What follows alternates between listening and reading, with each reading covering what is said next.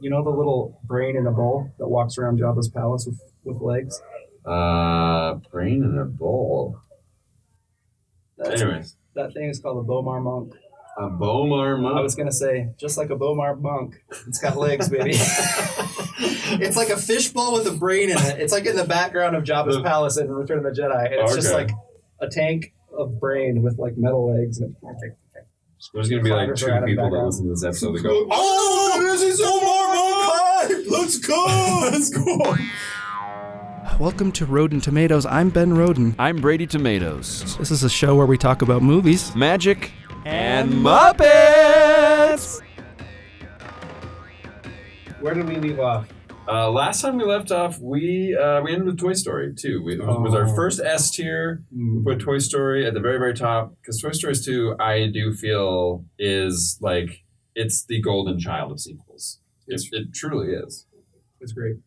We have... What else is on our list here? We've got another one that's widely regarded as like... a very good top tier sequel. Yeah. In the first episode, I talked about how I hated when the sequel's TOO. Yes.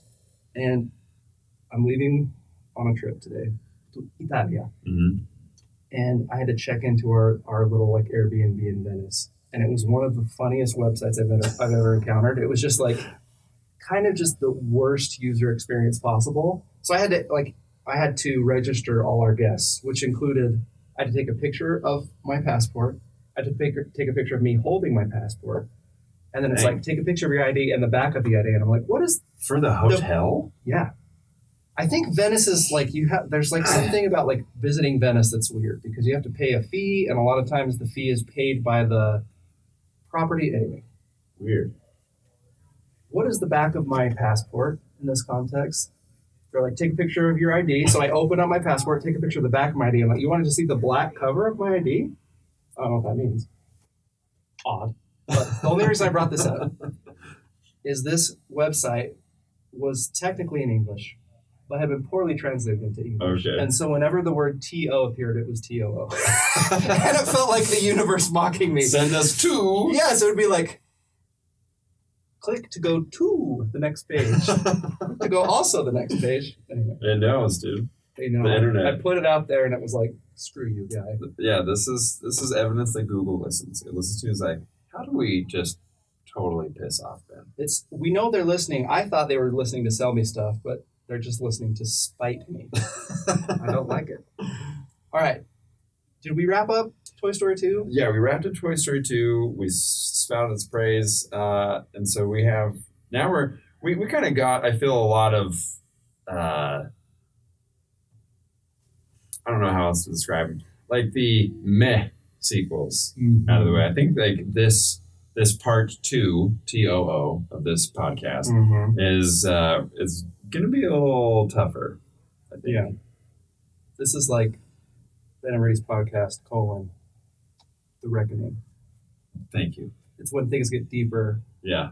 The lore expands. That's right. And deepens. The characters that we established in the first part of our podcast episode, we're now going to take those and continue to build on that and not regress where we were before. The hero's journey, we've met the challenge, we've encountered our kind of wise master. Sage, yeah. We've gone out into the greater world. Yeah. And maybe we'll change. So how do we apply what we've learned, the things we've sacrificed to this tier list? Let's talk about Batman. Batman, The Dark Knight, the Christopher Nolan trilogy. This one is not only regarded as just like, oh, this is a good part of a trilogy, but some people put this in their like top 10 movies of all time. Like just watch it solo without anything else, any other context. I think Head and Shoulders more watchable than either of the other two. Yes. I like Batman Begins. Yeah. The Dark Knight Rises. Is that one the last one's called? Number 3.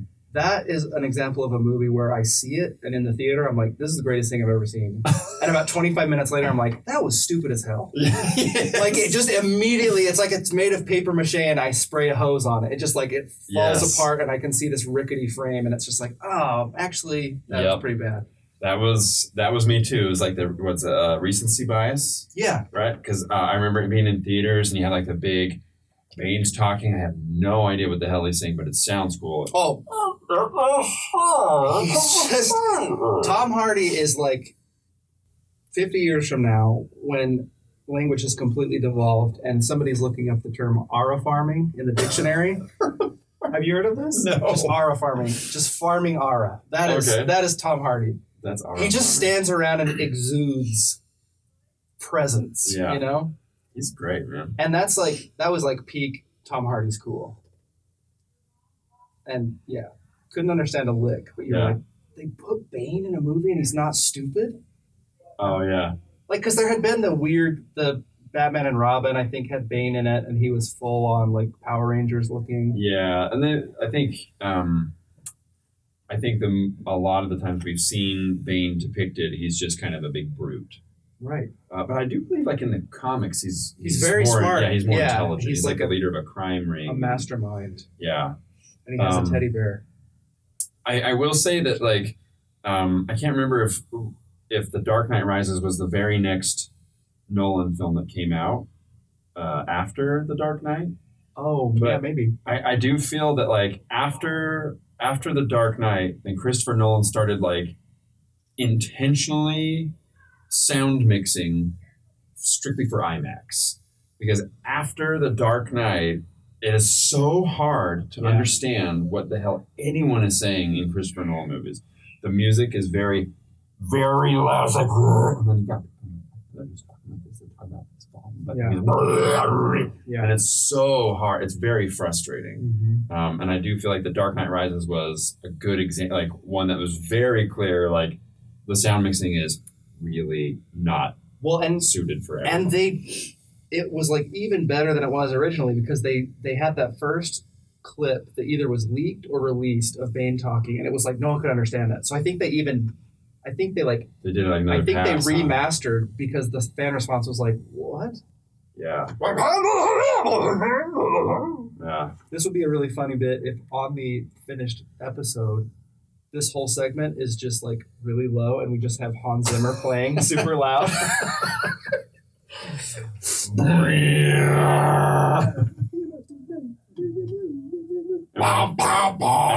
And then we just talk about all the complex concepts of this podcast. I'm taking shots at Tenet right now. I didn't care for that, but we are slipping because we're talking about The Dark Knight Rises, but really what we need to focus on is The Dark Knight. Where on this tier list does it go? I feel that The Dark Knight, there are some, it's not perfect. It's not a perfect movie. No, but it does great. Things, I would say it does things perfectly. Oh, for sure. Like the introduction of the Joker is perfect. It's so good. It's great. So I think it does things perfectly. It's not a perfect movie, but still, with that in mind, I'd still put this at like S tier as far as like sequels go. This is by far the best of the trilogy. It stands alone. Does it build on the lore? Yeah. Does it do all those things? I would put it at S tier. I think so. I think it's like it's pretty hard to fault the central like story. It does a good job of like, here's kind of what Batman's about. Right. Here's they really highlight the what's interesting about the Joker and Batman and why that dynamic has fascinated people for a long time. Yeah.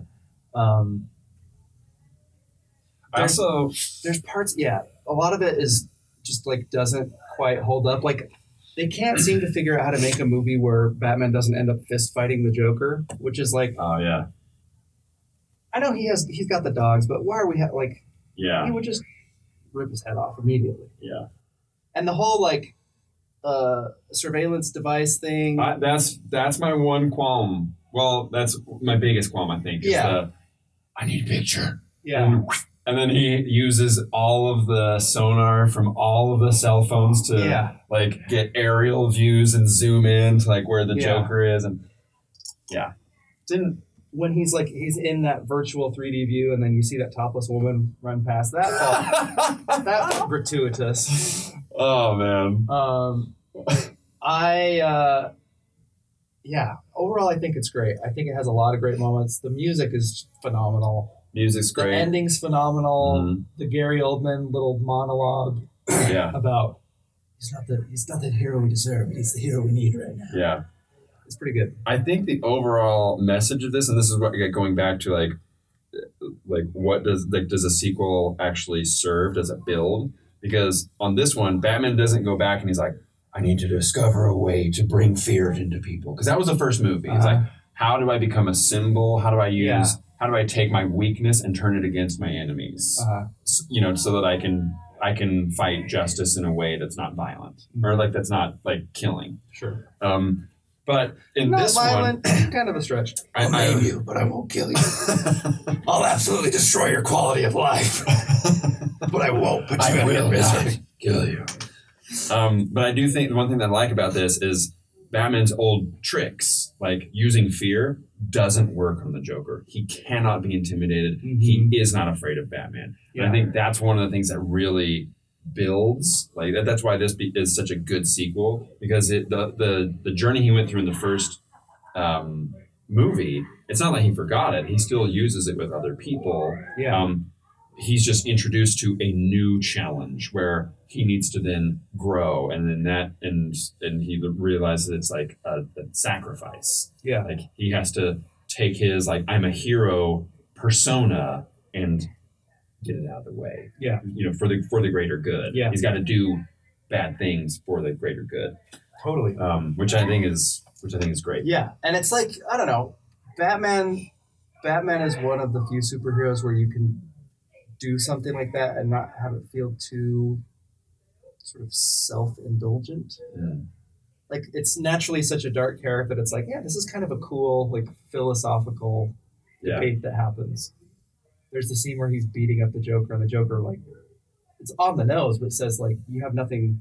Yeah, you have nothing. You have nothing to threaten me with. You have nothing to do with all of your with. strength. Yeah, that's cool. It's like the existence of the Joker threatens the identity of Bruce Wayne, which is cool. That's a cool conflict to have between the hero and the villain. Yeah, and that's I do think it's interesting that it does kind of devolve into like a fist fight at the end, because that scene, the interrogation scene, I think is like basically the apex of like the plot, because that's when Batman is directly like brought into like the Joker, and he has to face his antithesis. Yeah. Which I think is like really cool. Yeah. Anyway, super great movie. Not some things are, weird plot devices, but overall amazing S tier. Solid. There's some things that this one holds up far better than Dark Knight Rises, but there are certain things that watching it now, I'm like, how did I take it seriously? Most notably, the way Two-Face looks. Oh. Like, the effects are not bad, but like the first time he turns in the hospital and he has like a bulging eye, it makes me laugh now. Like, at the time I'm like, whoa, but now I'm just like, Aaron Eckhart looks so stupid. The other one that I love that has been pointed out ad nauseum on the internet is when the Joker comes in dressed as a nurse. Oh. And it's clearly the Joker. Yeah. And Aaron Eckhart's just like, hello, ma'am. And then he pulls the mask down and he goes, oh! It's like, were you not picking up on any of the other visual cues? Yeah. But it's great. That is very funny. So many great, like, I don't know, the way shots are staged, like the whole, like the Joker walking out of the hospital in drag, trying to get the detonator to blow up.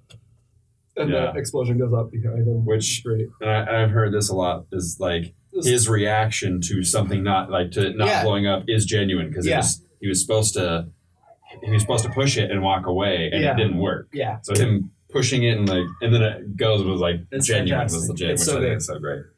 Yeah. It's great. It feels like until the third act, it feels like a crime movie that happens to have Batman in it. Yeah. Like the whole opening heist with like the school bus and all the different Joker masks. So great.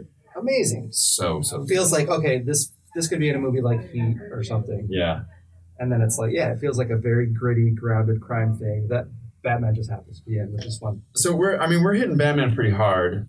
But it's but I am just thinking about like the Batman, which I think is also phenomenal. Yeah, it's like great. with Robert Pattinson. I do feel like because I think like the third act, it kind of falls apart as well. It just kind of has to go bigger and bigger. I think, And I think a lot of superhero movies, I think there's I don't know if it's studio pressure or just expectation, but it always where it's like, as soon as we're having a big battle, I'm kind of like, okay, let's wrap it up. Yeah. All that interesting stuff tends to happen in the build up to that, I think. Yeah. Anyway. Okay, moving on. This is another one. We got of the original Star Wars trilogy. We're talking about The Empire Strikes Back. To me, this is like generally accepted Mount Rushmore of sequels. Yeah. Type movie. Do you feel that it does the things that we want it to? Does it build on the lore? Does it backtrack on the characters? Yeah, I think like everything gets deeper and richer. It's much better written than the other movies. Mm-hmm. It starts really like deepening character dynamics. It still has a bunch of great set pieces. I love the whole Hoth opening. Is great. It's really fun. I just think it's great. I think it actually might be the only good Star Wars movie. Like I'm always like, I love Star Wars, and then when I sit down and I'm like, if I were to do a tier list of Star Wars movies, it's like a lot of movies that I'm like, oh, maybe not that good. Yeah. It has an allure, and it's like it was important and it's awesome, but it's like I agree.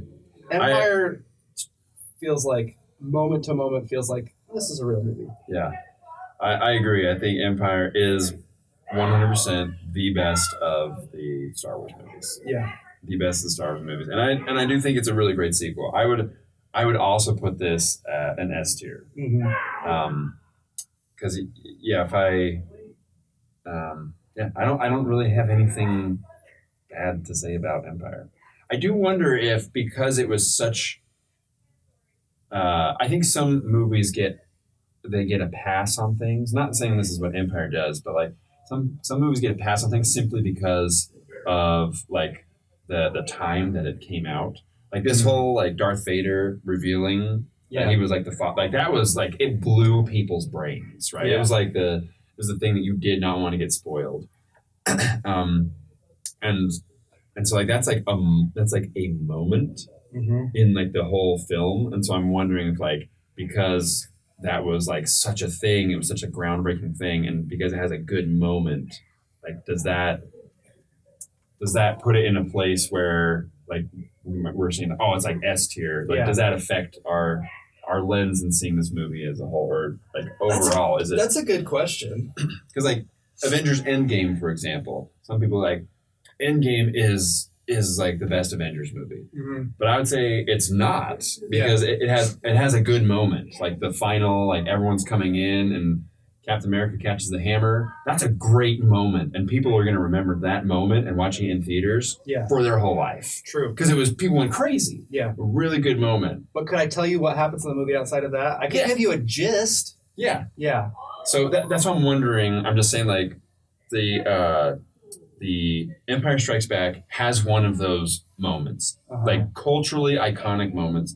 Does that cloud our judgment at all? I don't think so. It is obviously a big moment, and it's hard to even. I guess the closest thing that I've experienced was when the last couple Harry Potter books came out, where there was like it felt like everyone is tuned into this. Yeah, but I think, like, just due to the nature of the internet and spoilers and sort of how culture permeates, I don't think we've ever experienced anything like Star Wars. Yeah, like just the scope of it. So I don't know that plays into my view of it. My view of it. Son of a biscuit. I mean, it's cool. It's a great moment, but I think that movie's just pretty great. I mean, it's really damn good. It's a really good. I'm not saying that I think it needs to be anything less. It's an interesting question. Yeah, I just wanted to put it out there. Playing devil's advocate. Just want to put it out there. I really like all the stuff on Dagobah with Luke and Yoda. Yeah. Because this is like the first movie is great and it's a lot of fun. It's like a Flash Gordon episode. It's like archetypal characters. Yeah. The second one, I mean, continues to sort of be that way, but I think they start to like explore like what is the Force and what is like the actual conflict of this story about, and what's Luke's actual journey besides I'm just a small town kid that gets caught up in something. Yeah, Luke has to do more self-reflection. he sees like the whole like the vision where he beheads Darth Vader, and he's like face. so like he's kind of like his own enemy, his worst enemy. Han Solo is tested, like his roguish nature, like self-serving, like is tested, and so my personal opinion is that the moment doesn't overshadow the greatness of the movie. Like it doesn't like agree. affect it. I don't know how else to word it, but like it doesn't create like a bias, like a great moment see bias. I think overall it's a great movie. One thing we haven't really talked about either is like how does it set up a sequel? I think Empire is one of the best ones on this list of like it's a really effective cliffhanger. Yes, like it kind of ends an arc, but it ends with Luke having lost a limb and Han Solo's captive. It just like builds a lot of hype for like how are they going to conclude this, which I think is good. Yeah, it feels like a complete story, but it's still got it's got legs, baby. It's got legs. What's our next one? This is another one that is very well loved or beloved, I guess. This is the second in the How to Train Your Dragon trilogy. Great. How to Train Your Dragon 2. This era of animation, I feel like there's a lot of forgettable movies. Oh, in this era, In this era. And so this one came out and it was like surprisingly good. At least to me. I wasn't expecting, I was like, okay, it's a DreamWorks, like this will be fine. Yeah. But it was like, oh, this is great. Great music. I'm talking about the original. So the I'm first sorry. one. Okay, so the first one comes out. The first one being as good as it was surprised me. And I was like, no way a sequel's going to be good. This was kind of a surprise hit. It made a ton of money. It was beloved. Let's make another one. I was like, this is going to be bad. Right. That's not bad. It's very good. Yeah. This is...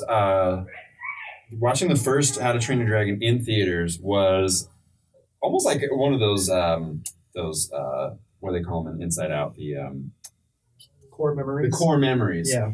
Because when I'm sitting kind of up front and they're doing the test drive, and I didn't see it in 3 because didn't they do like was it a 3D thing? Probably. Or maybe they re-released it as a 3D. But I remember feeling just like you had like the score and everything was just so awesome and like the story was amazing. Yeah. It was. I walked out of the theater and was like, that is maybe the best movie I've seen. And I think I was also kind of apprehensive, but then because Toy Story 2 also was good, I was like, maybe it'll work with How to Train Your Dragon. Yeah. And I feel like it. I wouldn't say it's as good as the first one, but this one made me feel more. Interesting. Just because like we're stoic, like his dad sacrifices himself and toothless. Like they have like their relationship that's tested because he's having to fight against his instinct and that to me was like it was a heartbreaking moment like for everybody, but it also like rocked me. I was like they killed someone's. It was almost like a Mufasa moment, right? Yeah. Like someone's dad died. For real. Like, and that was like real. It shocked me. It made me feel a lot. So I recently rewatched this. I hadn't seen it since it came out, and I rewatched them with my kids, and I didn't remember that he was died, and I was like, okay, he's gonna be injured. Like, no, he's dead. Yeah. Like, because you could see them being like, okay, that was a close shave, but we still have to have Jared Butler in the movie. Like, no, he's gone, baby. He's dead gone. Yeah, I think that was a very bold move, and which I think not a lot of animated movies like that are geared for kids. Yeah. That's not a move that they typically take. True. Because it's uncomfortable. It's like a truth. Like dealing with death is something that maybe parents don't want to have to talk with their kids about, or like it brings on like really hard feelings. But I do appreciate that they did that in How to Train Your Dragon 2. But I also think, like, does it build on the lore? Like, I think it is great. The first movie, Hiccup, Gerard Butler needs to learn to listen, right? Hiccup's trying to say, I need to do this as my way. And Gerard Butler is not listening. He's like, no, you got to do it the way it's always been done. And the script kind of flips because Hiccup becomes like the dragon expert. He's the one that like is the genius. He has all the plans. He's mapping things out, and Hiccup becomes the person that like needs to learn, like in a place of authority. I need to listen. I need to listen to people who are saying, "Don't go after this dragon hunter. Don't don't risk your neck for these kind of things." And then so I thought that was a really cool way to kind of flip the script. Yeah. Where he has to learn a new lesson. He has to learn how to be a leader. Yeah, which I thought is different than being the renegade. Yeah. It's a shooting from the hip type of guy. So where would you put this, like on our tier list? Like, I love it, but I'm looking at like The Dark Knight. I'm looking at Empire. I think it feels very similar to the first in some ways. Mm-hmm.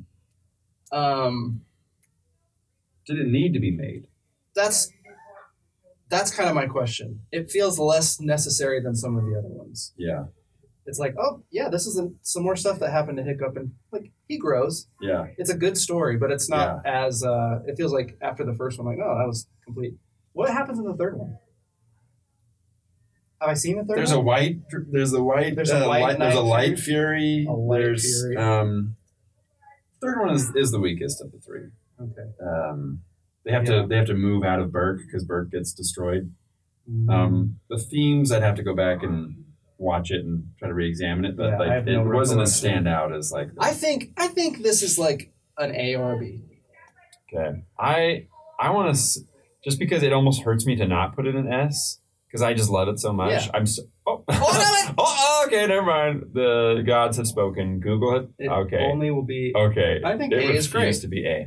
I would plant my flag and say this is an A tier. Not to drag out this episode any further than it's already been drugged. But let's just take one moment to talk about Toothless. Mm-hmm. One of the best creature designs ever. Full stop. Yeah.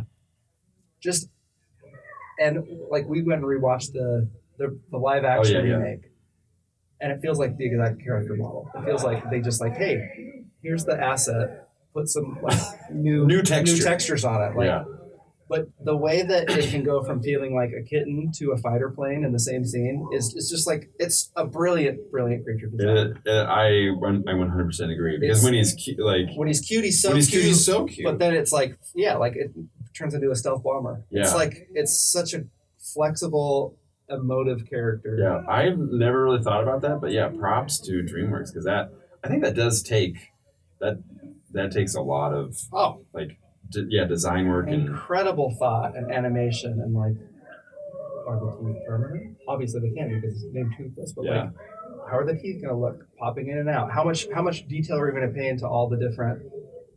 I suspect they probably looked at airplanes and were like, where are we going to put the fins on this dragon? Because then they do the montage of like, okay, there's different positions for his foot. Yeah, these are like the ailerons of the plane.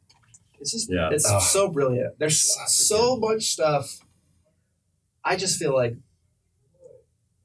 production design and character design is like the secret sauce. And coming back to Star Wars, production design is why Star Wars matters. Totally. If it didn't look and sound like it does, the movies are not that special. Yeah, totally. It's just like, there's just little. To me, it's like, the way the movie like tastes almost, or feels like has so much to do with those little details. This is like what you're saying is what Denis Villeneuve talks about. Like when he's the king of this. Yeah, like especially with Dune, because Dune you can tell is his passion project. Mm-hmm. He was like making all these other films, which I think he did amazing job. I don't think I've seen a Denis Villeneuve film that I did. Too. But it's not a trilogy yet. Yeah, but you're right. That shit's coming up.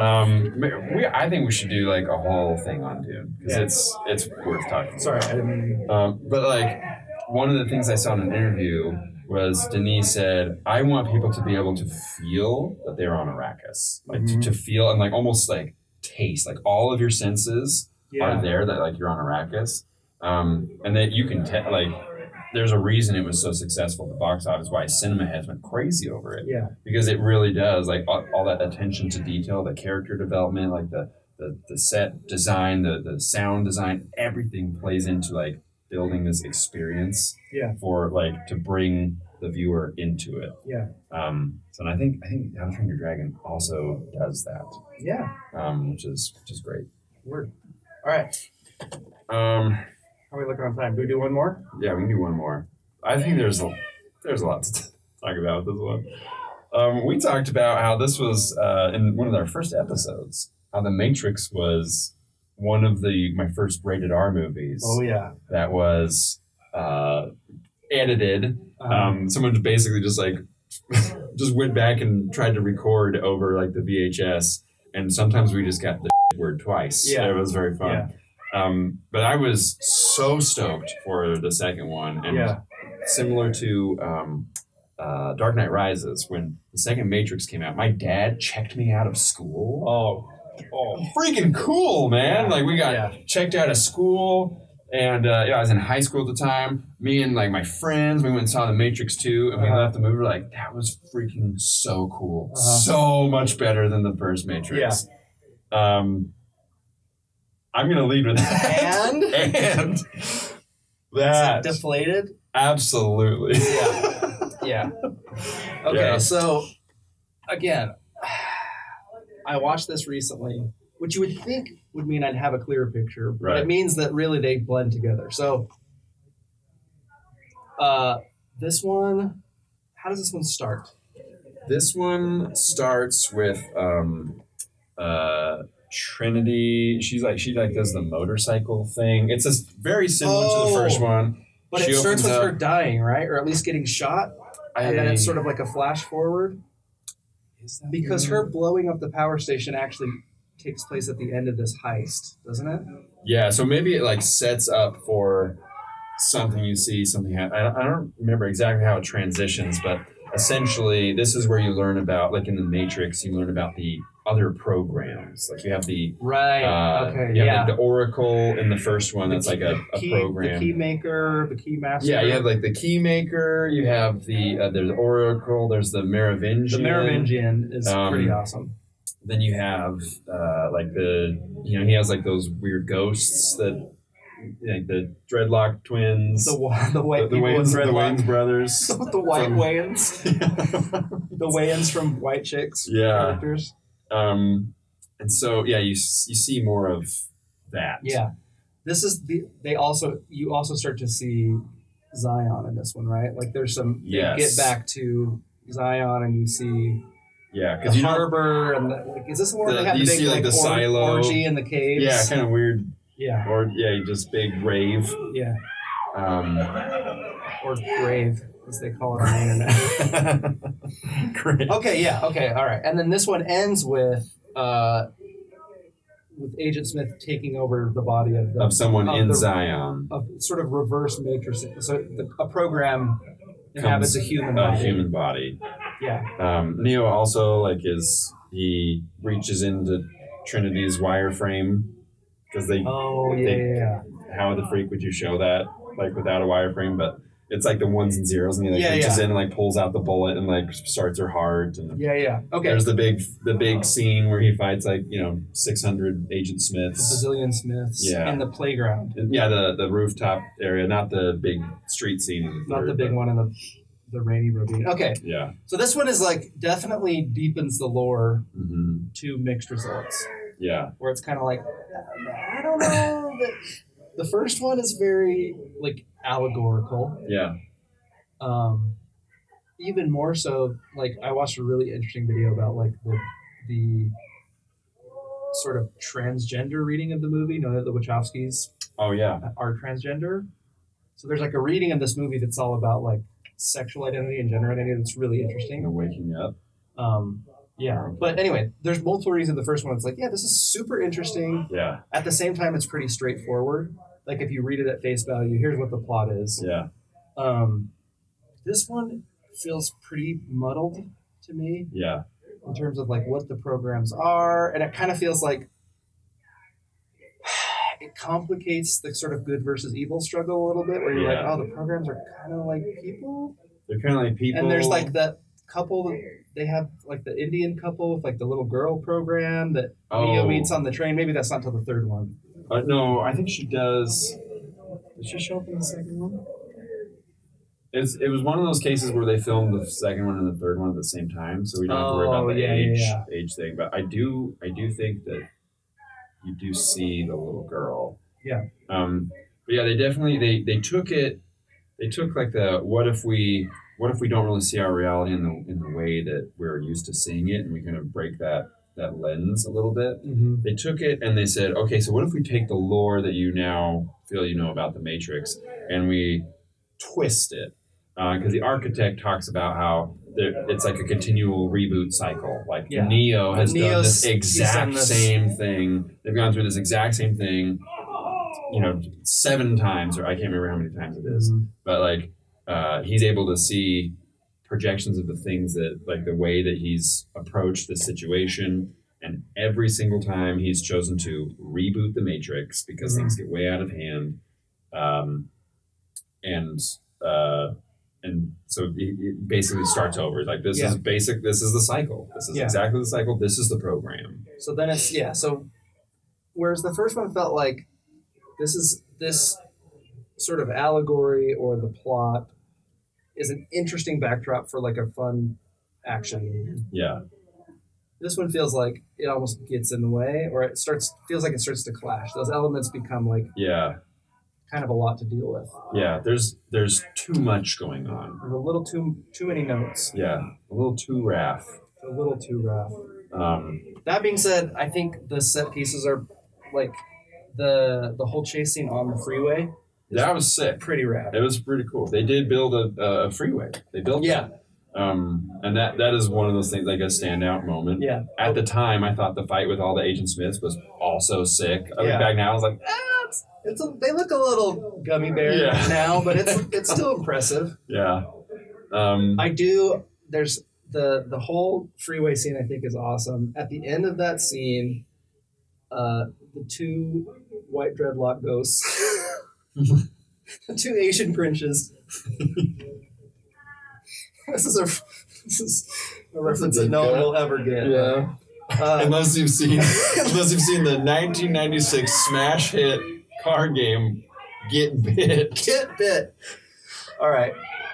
I can't even describe. Okay, so anyway, at the end of that chase scene, the two white branches are showing up in their Escalade, and Morpheus like side rolls, cuts out the side of the Escalade with his katana, and then turns in slow motion with the Glock 18 and blows up the gas tank.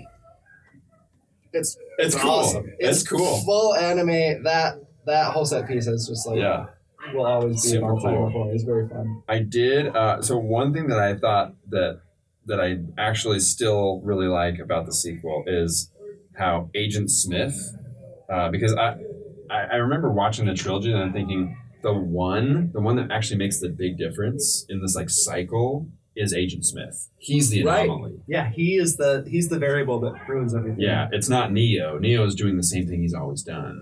And that's what, like, the end of the third movie, he allows himself to be taken over by Smith so that then, like, the mainframe can nuke him. Yeah.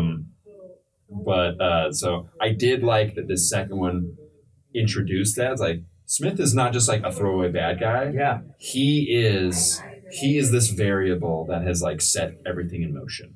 Yeah. Which I didn't think was a really cool move for a villain. It is cool, especially because he is a machine, or he's a program. Yeah, he's a program. So him exercising his will in parallel to Neo is very cool. Yeah. That's a cool transformation. So I did like that element about the other 2 movies, but it's not enough for me to be like, I love these. Yeah. I mean, I'm going to say B. B? I'm going to say B. I would, because I'm looking at our list here. I would watch Matrix Revolution. No, Reloaded. Reloaded.